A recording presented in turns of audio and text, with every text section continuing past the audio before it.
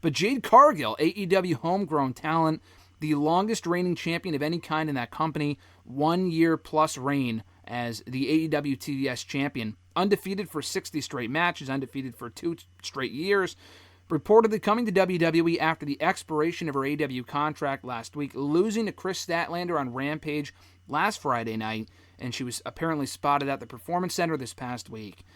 Your thoughts, immediate reaction to Jade Cargill leaving AEW in a shock development and maybe headed to WWE?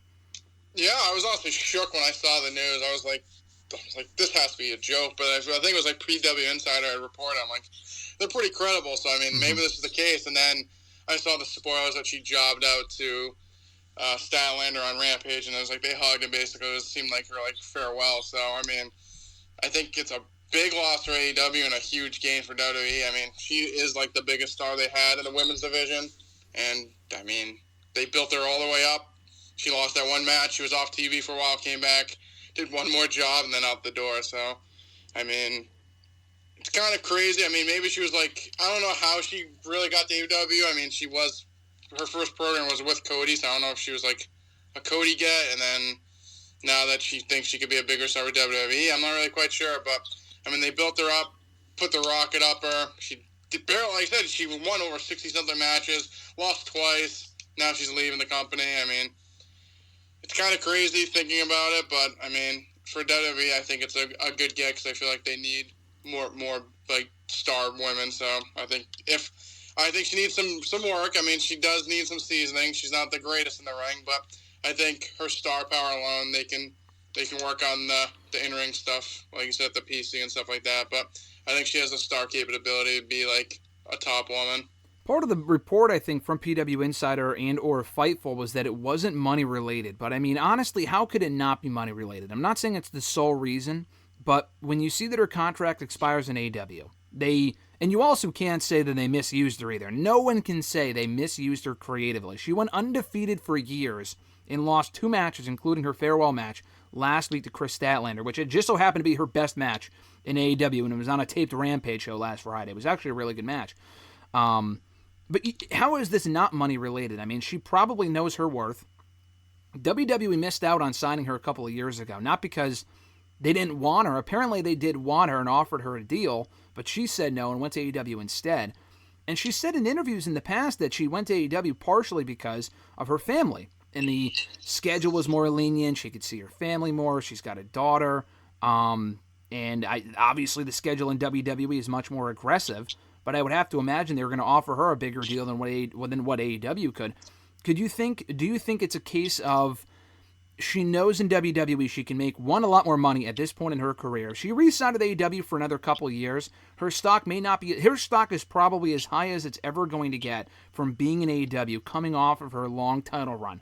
In 2, 3, 5 years, she'll still be a big star in AEW. But who knows if she'll still be the same level of star as she moves over to the main division with the Tony Storms and the Sorayas and Britt Bakers and people like that. Do you think it's a case of like she knows in AEW that she did all that she probably could do? I mean, aside from winning the main women's title, of course, she was only there for a couple of years. And in WWE, now's the time to maximize her potential and head on over there and get the biggest deal she possibly could. I mean, theoretically, on a booking basis, how else could she be bigger than she was now? I mean, like you said, she won 70-plus matches, had the belt for over a year. She's only lost twice. I mean, theoretically, if she stayed, she would definitely probably lose more. And like you said, she's not like it's like she's getting any younger. So, I mean, basically, I feel like she could go back to AEW, but I feel like there wasn't – not that there wasn't much for her left for her to do, but like I said, she was so dominant, she would never get back to that same level. I just feel like the cards kind of wrote if she was going to go to WWE, it'd be the perfect time. It's based on her popularity, her star kind of capability, and like what else she could have done. Like, yeah, she could have gone to like the women's, I guess, championship side because she only really was with the TBS belt and did that for her whole run. But besides that, once she wins that, there really wasn't much for her to do left. I mean, she literally beat everyone. So, but no, I think it's also one of those things like, yeah, it's great being dominant in AEW, but I mean, people saying, like, I don't have to go to WWE. If you had the opportunity, I don't know why you wouldn't. At least try. And I think she has the capability to be, like, a next, like, star there. So I think it'd be foolish to not even attempt to try it. I don't think this is really much of a risk either. I mean, you can say about certain people leaving WWE, like if the Elite were to leave, which they're not because they re-signed a couple of months ago. If they were to leave, that would be a risk, specifically for the Bucks. I think Omega would be fine, but like Paige could be underutilized at a certain level in that company. The Bucks are a great team, but at the same time, their tag team division is clearly not a priority in WWE. Are they going to be having matches with, the returning AOP or something on main event? Probably not, but you know what I mean. There's a certain level that you can reach unless you are the New Day or the Usos or the Profits. Every team hits a ceiling at some point in WWE. Not to say they can't go there at some point or shouldn't have gone there originally or whatever, but it's more of a risk for someone like them, especially with their style too. Jade is tailor-made for WWE. Not to say that she was not successful in AEW, because obviously she was, but you take one look at her, and she looks like a star. She looks like a WWE superstar. Not everyone they sign will look like a WWE superstar, but she gives off that aura. That being said, she still has work to do in the ring. She's been wrestling now for a couple of years. AEW is kind of her developmental, but then the question becomes, if and when WWE does sign her, do you consider the AEW run enough of a developmental run for her to where she can go immediately to the main roster, probably for the money they're paying her? Or, which I've seen other people say, and I'm kind of two minds on the thing, but I'll ask you first, should she go to NXT first? It's like a great question. I think people are like, oh, she needs to. I think she does definitely need more development, but like, I think what a lot of people also are failing to realize, like, I don't think you could train her for 3 years. I don't think she's ever going to be like, she's never going to be the greatest worker. So I feel like, I mean, some of the greatest stars in WWE or wrestling history were not like 5-star ring general technicians. I mean, it's not like The Rock was having 5-star fucking technicianal matches here, and same with like Hulk Hogan and stuff like that. Like, there are some people that just like, they have the star, they do the moves, and they don't have to be like a Bret Hart or like that in the ring. So I think she could use a little bit more work just like on the basics, but I think what they're paying her and what star she could, I would just put her on the main roster. I think put her on NXT would just, I mean, I don't think she's ever going to get to like what people want her to be. So I would just capitalize on her star. And yeah, she's not the greatest. Like I said, she's not going to have 5-star classics here, but I mean, she is a star. So the star itself can overcome the inequalities in the ring. I mean, Stone Cold wasn't a fucking technician as Stone Cold Steve Austin. I mean, he was fucking, people just bought everything he did. So I think she'd be fine going right to the main roster. I think she would probably go right to the main roster again for the money they're probably paying her. I honestly don't really have a preference. I'm honestly fine with whatever they do. If they put her immediately on Raw or SmackDown, not to say she's like a Kenny Omega or an AJ Styles where she needs to go to the main roster. Like, those people did not need NXT runs. Or Kenny Omega, if he were to come over, does not need an NXT run. Jade is not the same level of star or as established elsewhere as they are. So her going to NXT first would be fine. She doesn't have to waste, like, AJ Styles being the age that he was, did not need to waste time in NXT. Jade has her entire career ahead of her. She can't afford to be in NXT for a couple of months, 6 months, whatever it might be. It's September right now. So I was telling someone the other day, what if she were to have an NXT run soon? Because, I mean, she was at the Performance Center on Monday, so she could be signed by, like, in the next week or two and then debut within a month. I mean, it really doesn't take long. And then she can be in NXT for a couple of months, maybe be in the Royal Rumble for the women, representing NXT, and then debut on the main roster after WrestleMania. Would you be open to that idea? I mean, I guess. I just honestly, to me, I think she should just skip right over NXT. I mean, I just feel like they have so many women down there that they're putting her down there just like take. I mean, they already have Becky down there as well, so I would just put her on the main roster. I mean, I'd probably put her on Raw, I believe, but I mean, I guess you have Nia there too. But I think you maybe try to start out as a babyface and see where you go from there. But I mean, they're so heel heavy on Raw minus Becky. So I don't know, but I just think she should just come in come on the main roster. I don't know what putting her on NXT besides a couple, if you, like you said, like, what, a couple months and then she comes up. I just feel like at that point you might as well just have her go on the main roster. I mean, I was also thinking if she were to go to NXT, you could have her be the one to beat Becky Lynch for the NXT Women's Championship on one of those Raw Open challenges. And then she debuts on the main roster as part of NXT, if that makes sense, wins the title, and then loses it in the next couple of months, 4 or 5 months, whatever, and then goes to the main roster. I mean, do you think she could kind of get a main roster run, but not really, by going to NXT first if she's working with Becky? Or would you just rather see on Raw or SmackDown? I think I'd rather just see on Raw and SmackDown. I think like someone else that's developing could use the rub more than her. Like I said, I mean, I don't think she really needs it. The Royal Rumble's in a couple of months. I've seen people say she debuts in the match. I said she can maybe win it, and we'll get to that in a second. But do you think they wait until January to debut her? I think she'll be coming in, regardless of where she goes. I think we see her on TV a lot sooner than January. It's September as we speak right now. Yeah, I would have her debut before the Rumble. I think you could wait if you really wanted to, but I mean, I think her stardom is like is now. I mean, she's in the news, so like I feel like waiting off, like, not that everyone watches AEW that watches WWE, but like at least getting her acclimated to the product a little bit more, and then having her like a dominant performance in the Rumble or possibly winning it would make more sense. But like I said, I think she'd fit in if they tried perfectly as a babyface on Raw. I mean, like I said, they don't have, besides Becky, they don't really have any other real big established women besides Raquel, she's lost to like Rhea 1,000 times. So, besides them two, I mean, Becky's not even on Raw right now, really like involved in the storylines. I guess she's on Raw defending the NXT Championship. Besides that, it's literally Raquel, and then who else? Liv's hurt. Natalia, I guess. Like, who else would you consider? So, yeah. I think putting her as a babyface would be a perfect start on Raw. And I mean, we know she works as a heel, so you could always pivot to that if needed. Well, now in retrospect, I'm even, more bothered they brought back Nia Jax, because I feel like she could have had that role. I feel like Raquel is like, she's a babyface. She should be a heel, but well, maybe if they bring in Jade, they can turn Raquel. I don't know. I feel like Jade is a more natural heel based on what we saw from her in AEW. But I feel her and Raquel also kind of fill the same role, as does Nia Jax coming in and just killing everyone, as we've seen the past 2 weeks. I do like the idea of her going to Raw, like you said. SmackDown has Bianca when she comes back, Charlotte, Io, Bayley, a lot of people. I just feel like also like with the way they're telling her right now, Nia's like literally destroying everyone. Yeah. So it's like she's beating everyone's ass. Like, oh my god, who's gonna be able to stop Nia? And then Jade comes and beats the shit out of her. And like people, they throw the babies in the air. I mean, I feel like, Raw, she literally beat up all the other women that are on the show. I mean, if they were that smart to like build it like that and then have her basically be the one to like confront Nia or whatever, I mean, I think it would be a good start. But like I said, I think even if I hate Raquel as a babyface. Like, she's terrible.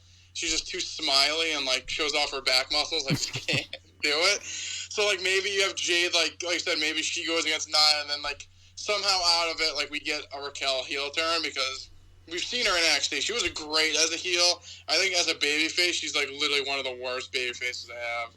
Yeah, no, listen, we've talked about Raquel a lot. I think Raquel is very good. She has the potential to be a top talent in that division, Raw or SmackDown, for years to come, but they got to tweak what's not working, and it hasn't worked for the last year and a half. She's been in the main roster since early of 2022, right after WrestleMania, and she's been a babyface the entire time. The babyface thing worked in NXT because it made sense with the, Dakota Kai thing at the time and everything else. There's no real reason as to why she's a babyface right now on the main roster.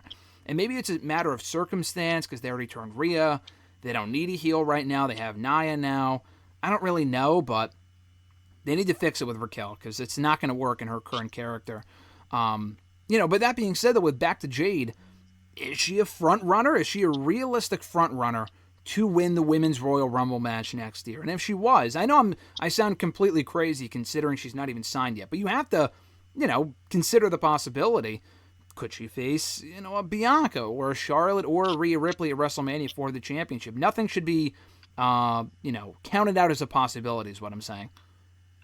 Yeah, I think it's possible. There's also, I just feel like the women's division, like, if they get her, it was reported, I haven't heard anything, like, Kairi Sane was allegedly coming back or signed, or... I think she still is. I don't know. Okay, so we haven't seen her as well, so I just feel like, honestly, I feel like she could win the Rumble. I don't think it's totally needed. I think, honestly, like, I'm trying to think who the champions now. It's Io and Rhea. I mean, I think Raw-wise, I feel like we're getting Rhea and Becky, theoretically, would be the match. SmackDown, I honestly have no idea. I mean, Io's still the champion. She's facing Asuka tonight or tomorrow night. I mean, I feel like you could do Jade and Bianca without even the belt on the line. I feel like you could do that. So, it's depending on what's going on in SmackDown. I know Bianca's on SmackDown. She could win the belt by then. Who knows? But, I mean, it's possible. I think if she's in the company, I think she'd probably be one of the front runners. But you also have to see kind of in the next 4 months where kind of the creative's going. I mean, I think this is only a logical step for Jade as far as her career goes, and not only in wrestling, but just in general. Having the platform of WWE. And AEW was a great platform for her because she was all over the production trucks, advertising, everything. I mean, she looks like a star. Even if she wasn't ready 2 years ago, they've promoted her like a star to their credit, and now she's gone, unfortunately for them, which is a big loss. In WWE, it's that bigger of a platform. I think within 5 years, she could be out doing other stuff. Maybe not even in WWE, or while with WWE, doing movies, I mean, stuff like that. I don't know how great her acting is or whatever, but, you know, she's clearly a woman of a lot of different passions and pursuits in terms of other stuff that she likes to do. I think she owns a business right now. She does a lot of other stuff beyond just wrestling. It's not her bread and butter. So I think we could see her doing other stuff within a couple of years. And it only makes sense for her to be using WWE as her latest vehicle to get to more other, you know, endeavors in the future, no pun intended. Last question for you, speaking about, you know, AEW and whatnot. Jade is as homegrown as they come. She turned down WWE, according to an interview she did a year or two ago. She turned down WWE, went to AEW, they built her up as a star. You know, rocky beginning there in that whole Cody Rhodes Brandy thing, although it did result in that great segment with Brandy Rhodes that we talk about and her great debut 3 years ago. But listen, they built her up from the ground up. She had no prior pro wrestling experience. She's not amazing in the ring by any means, but, you know, she feels like a star. She's progressed nicely. She's a homegrown star for AEW, or at least she was. What message do you think this sends? Not only if she goes to WWE, but if she goes there and is used well. Do you think that's, like, a lot like with Cody Rhodes, do you think that's attractive to other AEW stars, whether they're from WWE originally or they've never been there, like a Wardlow or a Hobbs? They see how Jade's used and like, all right, maybe I can give this a shot and I don't have to worry about being misbooked or underutilized over there. No, I think if she goes to WWE and she gets a run or does well, I mean, it would be 2-0 in that category because we had Cody who's had a great run, and then it would be her. So, I mean, I think like you said, like if you're like a Wardlow specifically, I mean, I think I saw him on the side of a milk carton. I don't even know where he's been. So I think it depends on the people. I think like someone like a Wardlow, like he has the body and the size. I mean, that's just like a WWE staple. They just like that, like those superhero-looking people, like the character, like they have them. Like it just is what it is. I mean, that's like their bread and butter. Like you said, Jade's like made for WWE. Like she's got like that star look. She looks like she could be in a movie. Like that's kind of what they attract. So someone like a Wardlow or like a Hobbs, like you said, they have the body alone. I think. Well, like I said, I just don't think there's really a downside to going from I mean, it is what it is. Like the minor leagues are a secondary company to the big dog. I mean, if it doesn't work out, then you always can fall back to, like you said, there's other things there. You can improve also just going there. Like you might improve like just like your game in general. So I think it's if Jade goes there and she is successful, like you said, I think it'd open the door for more people to be like, hey, I'm being underutilized. Maybe I should, if there's interest, might as well like try it. I mean, why not? I said last week, and I got a lot of responses, but Wardlow, I mean, he's a guy to me that I know he said in the past, oh, AEW gave me the opportunity, they're my home forever. I wouldn't be so quick to make comments like that. I mean, listen, people change, minds change, situations change. It doesn't really matter. It's not like he said, fuck WWE. But he's a guy, I don't know about you, I'm sure you agree, that could end up in WWE eventually. There's a few other people on that roster, Ricky Starks, for example, I could see in WWE eventually. Would you agree with that? Yeah, I mean, I saw reports last week. Someone said, like, WWE was high on him if he became a free agent. I mean, I think he's also just, like, a Cody guy. So, like, I wonder how many people, like I said, Jade came in with Cody. So it's, like, another Cody person. So, I mean, I don't want to, like, speculate too far. But, like, imagine if MJF leaves in January and goes to WWE. AEW would lose their biggest homegrown guy and girl in the matter of 6 months. I mean, you could even make the argument, not even homegrown, that they could be losing their biggest star, period. Yeah. I mean, that's just a wide speculation, but I mean, Jade is that. She is that for them, for the women. He is that for the guys, and I mean, it's definitely possible. So, I mean, but like you said, I think Ricky would be, like you said, another Cody guy. So, I think it's possible. I think, like you said, if there's interest, I don't see why not. Like, it's worst case scenario, you get released in a couple years, and you go back to doing what you were doing before. Yeah, I mean, it's not a bad risk. There's a lot of people, I think, that fall under that category. I've always said that. Listen, the report with WWE specifically, with the experiences that have come out from people that have worked there on the talent roster, that say, listen, they'll fuck you. Well, we talked about this before we went live here with the contracts and stuff, which we'll get into at the end of the show. Like, you don't know until you're there. And I feel like some people might have that mindset. Like, listen, I'm at a point in my career where why the fuck not? I'll give it a shot. You have to go in with the possibility, with the mindset that I could get cut at some point. This may not work out. You can't go in, even regardless of what they tell you, the empty promises and stuff, you have to go in knowing there's a chance this might not work out. But there's also a chance that it might, depending on who you are and your talent level and your potential and people like that. Jade will be just fine. I can't imagine Jade will be working main event with friggin' Xia Li, so I think she'll be okay. People like Starks and Wardlow, I also tend to believe they would also be okay. So, keep an eye out for them. The Jade thing could end up being very instrumental in people. I mean, I'm surprised more people have not jumped to WWE, to be honest, from AEW in the last year and a half since Cody made the jump to WWE. Maybe it's a contract thing, I don't know. But I also wouldn't be surprised if Jade's asking Cody, like, listen, how is it over there? And he's like, listen, it's great. I mean, he was already there originally. But like you said, she seems like a Cody girl, and that might have factored into the decision, and maybe we'll find out someday.